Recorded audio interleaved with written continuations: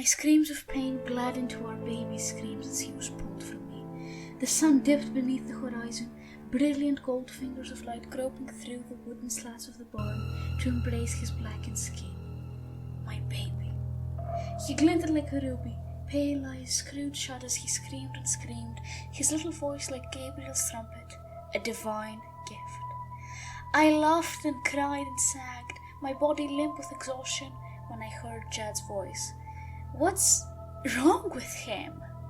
Sweat stung my eyes as I lifted myself onto my elbows, as my love held the product of our love in his arms, his blue eyes wide with fear. I thought the red complexion of our child was just my blood, but as Jed sponged it away gently, it kept coming, oozing like a hot road from our baby boy as he continued to scream. Give him to me. Jed handed baby down with shaky arms as I pushed my breast into his mouth. His lips surged and gasped before they found home. I wiped more blood away as my son flinched and whined. The blood was his blood and held him like a protective bubble. His sinewy muscle coiled and clenched below my fingers. He had no skin.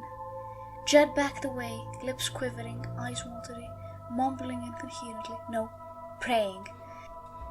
Oh Lord, this is a demon child. I rounded on him with a cold fury, born of the bruising his words left on my heart. Hold your tongue. Marissa, this is a child of Satan. This is Satan. Shut your mouth, Jedediah, or so help me. What have you done? You used me. This was your intention all along, to use a God-fearing man. Jedediah, you are my heart and soul, and this is our baby boy. We are family. Think on what you say.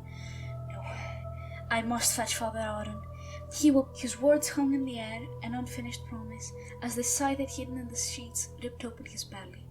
He fell to his knees, prostrated before me, agony of mortality and God's condemnation etched. It was easier to reach his neck. I'm cold, Mother. I stared down at Mia's withered, blackened lips, which ran with blood and milk. They did not move. His eyes bored into me. I wrapped him in the blanket and straw, and pulled Jed's body over us, the warmth that escaped him heating us, protecting his family in the ways he was unwilling to. But it wasn't good enough. As the night marched, the cold gripped us both. The horses whinnied in fear. I fantasized their warmth, but I had not the strength to fetch them. I am cold, Mother. By now, Jed's skin was too cold, so I took the scythe to my own. You are a good woman. Tears of joy rolled down my face as I cried litanias. I would give you the world.